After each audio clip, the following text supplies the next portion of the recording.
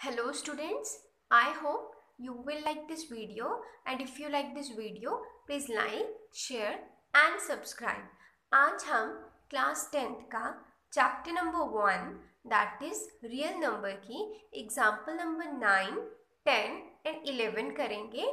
So let's start with example number 9. Prove that root 3 is irrational. हमें prove करना है कि रूट 3 जो है वो इर्रेशनल नंबर है. सो फ्रेंड्स, हम इसे कॉन्ट्राडिक्टरी प्रूव करेंगे. कॉन्ट्राडिक्टरी प्रूव करने का मतलब होता है जो हमें प्रूव करना है हम उसका उल्टा लेकर चलेंगे. सो हम सपोज कर लेंगे, suppose root 3 is rational. Root 3 को इर्रेशनल प्रूव करना है, हम उल्टा लेके चलेंगे कि रूट 3 जो है वो रैशनल है. अब फ्रेंड्स, अगर वो रैशनल है then it will be of the form a by b, तो वो इस फॉर्म में होगा क्योंकि रैशनल नंबर की डेफिनेशन है ये, where a and b are integers, जहाँ पे ये a और b दोनों इंटीजर्स हैं and b is not equals to 0 और b 0 को इक्वल नहीं है. अब यहाँ पर एक और चीज लेट करनी है. Now let a and b have no common factor other than 1, और a और b का 1 के अलावा और कोई फैक्टर नहीं है. फैक्टर का मतलब हो गया और यहाँ पर इन 1 के अलावा और कोई ऐसा नंबर नहीं है जो दोनों को डिवाइड करे. ये हम लेट करके चल रहे हैं. सो अब रूट 3 रैशनल है तो रूट 3 को मैं इस तरह से लिख सकती हूँ, root 3 is equals to a upon b.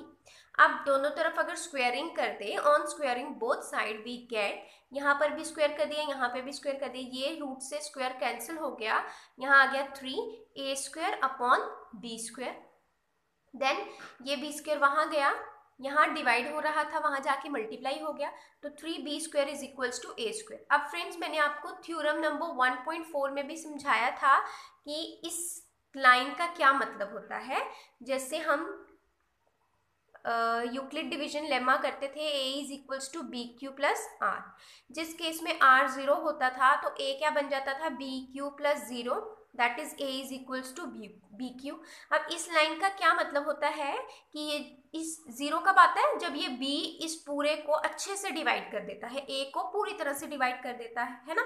सो इसका मतलब है कि b डिवाइड्स a. सेम ये केस यहाँ पर भी है, बस यहाँ उल्टा लिखा है. इस तरह से ले लो, B Q is equals to A, तो b डिवाइड्स a.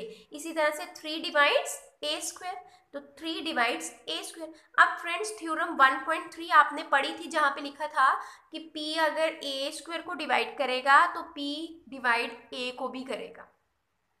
उसी थ्योरम से आ गया 3 divides a square, this implies 3 divides a, 3a को भी डिवाइड करेगा. अब अगर 3a को डिवाइड कर रहा है, इसका मतलब जैसे यहाँ पर था b डिवाइड्स a, b अगर a को डिवाइड कर रहा है तो मैं इसी तरह से इसको तभी लिखूंगी ना, a is equals to b q.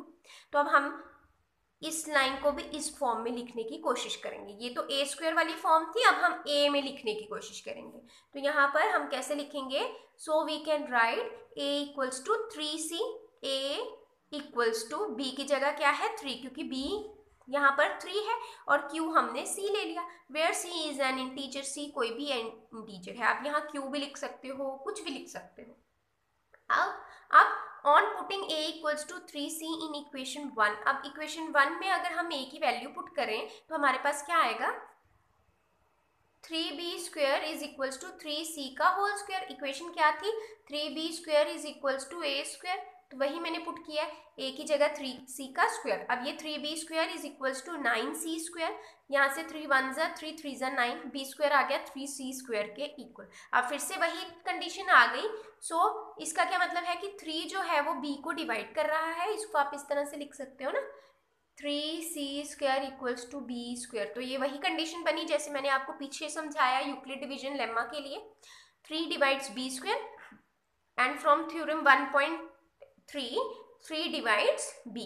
अब फ्रेंड्स, आप जरा ध्यान दो, पीछे हमने निकाला कि 3a को डिवाइड कर रहा है, यहाँ हमने निकाला कि 3 डिवाइड कर रहा है b को. इसका मतलब 3a को भी डिवाइड कर रहा है, 3b को भी डिवाइड कर रहा है, तो ये 3 और a और b का दोनों का कॉमन फैक्टर हुआ. बट हमने यहाँ लेट किया था A और B have no common factor other than 1, इनका 3 के अलावा कोई कॉमन फैक्टर नहीं होना चाहिए, पर यहाँ पर कॉमन फैक्टर बन रहा है। सो हमारी कॉन्ट्राडिक्शन हो गई, हमारा जो हमने सपोजिशन किया था वो रॉन्ग हो गई। सो हम कैसे लिखेंगे, thus 3 is the common factor of A and B, but this contradict the fact that A and B have no common factor other than 1. So our supposition is wrong, hence root 3 is irrational. इसलिए हमारी supposition wrong है, जो हमने late किया था कि root 3 rational है, root 3 rational नहीं है, वो एक irrational number है. Now example number 10, show that 5 minus root 3 is irrational. Friends, अब हमें इसे show करना है 5 minus root 3 एक irrational number है या नहीं, तो उसी तरह से चलेंगे step by step. Suppose इसे हम कॉन्ट्राडिक्टरी शो करेंगे, इसे हमने रैशनल मान लिया, इरेशनल प्रूफ करना है, रैशनल मान लिया, तो इसका मतलब ये A बाय B फॉर्म में होगा, जहां पर A एंड B आर को प्राइम इंटीजर्स। को प्राइम का मतलब इनका कोई फैक्टर नहीं है, नो फैक्टर अदर देन 1। ये सेम वही लाइन है फ्रेंड्स, बस अब हमने इसे कंसाइज फॉर्म में लिख दिया, को प्राइम बोल दिया। आप को प्राइम भी बोल सकते हो, ये पूरी लाइन लिख सकते हो, late A and B have no common factors other than 1। तो यहाँ पर मैंने लिख दिया A और B दोनों को प्राइम इंटीजर्स हैं, इसका मतलब इनका कोई अदर फैक्टर नहीं है 1 के अलावा, और B जो है वो नॉट इक्वल्स टू 0 है। अब इसका क्या मतलब है, 5 minus root 3 equals to A upon B। This implies 5 को उधर भेजेंगे, यहाँ 5 प्लस में था, वहां जाके माइनस हो गया। 5 के आगे वाला साइन देखना होता है, यहाँ पर कुछ भी नहीं है मतलब प्लस, तो 5 वहां गया माइनस हो गया। ये माइनस रूट 3 का साइन था, ये वैसा ही रहा, minus root 3 A upon B minus 5 हो गया। अब ये माइनस भी वहां जाएगा, मल्टीप्लाई हो जाएगा, माइनस यहाँ मल्टीप्लाई हो रहा है, ये उल्टा हो जाएगा, माइनस A अपॉन B आ जाएगा और ये प्लस में हो जाएगा, माइनस माइनस प्लस, तो ये आ गया 5 minus A upon B। So friends, अब आप जरा ध्यान दो, यहाँ पर ये जो 5 है ये एक रैशनल नंबर है, A अपॉन B भी हमने रैशनल नंबर माना है, A अपॉन B भी रैशनल है, फॉर्म है, उस रैशनल फॉर्म है। सो ये पूरा नंबर क्या हो जाएगा, रैशनल। अगर ये पूरा नंबर रैशनल है तो ये भी तो रैशनल हो गया, बट हमने ऊपर अब भी प्रूव किया कि रूट 3 जो है वो इरेशनल होता है, तो ये हमारी स्टेटमेंट इसी तरह से रॉन्ग हो जाएगी। सो अब इसे लिखेंगे कैसे, this implies root 3 equals to 5 minus A upon B हो जाएगा, ये B वहां चला गया। आप इसे इस तरह से भी रहने दे सकते हो, इस तरह से भी लिख सकते हो, एलसीएम लेके, यहाँ कुछ नहीं है, मतलब 1 और B का एलसीएम B, 1 B जा B, तो यहाँ मल्टीप्लाई हो गया 5B minus A। Since A and B जो है वो इंटीजर्स है, वी हैव, ये पूरा हमारे पास रैशनल हो गया, इसका मतलब रूट 3 भी रैशनल है। This means root 3 is also rational, but this is not possible because root 3 तो irrational होता है।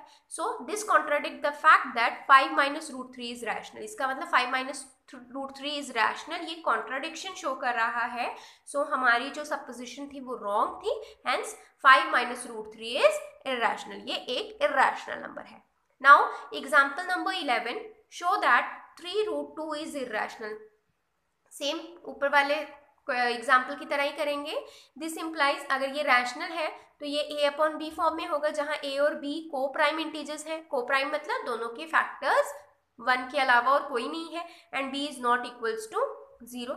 नाउ ये अगर A अपॉन B है, दिस इम्प्लाइज रूट 2, ये 3 यहाँ मल्टीप्लाई हो रहा है, नीचे जाके डिवाइड हो जाएगा, ये अब एक रैशनल नंबर है because A upon B form में है ना। So clearly 3A and B are integers, A upon 3B क्या हो गया, रैशनल। इसका मतलब ये जो रूट 2 है, क्योंकि ये इसके इक्वल है, अगर ये रैशनल है तो ये भी तो रैशनल हुआ, so root 2 is also rational, but this contradicts the fact that root 2 is irrational. So our supposition is wrong, तो हमारी सपोजिशन जो है वो रॉन्ग हो गई, हेंस 3 रूट 2 इज इरेशनल। तो 3 रूट 2 जो है वो इरेशनल है, रैशनल नहीं है। Thank you so much friends.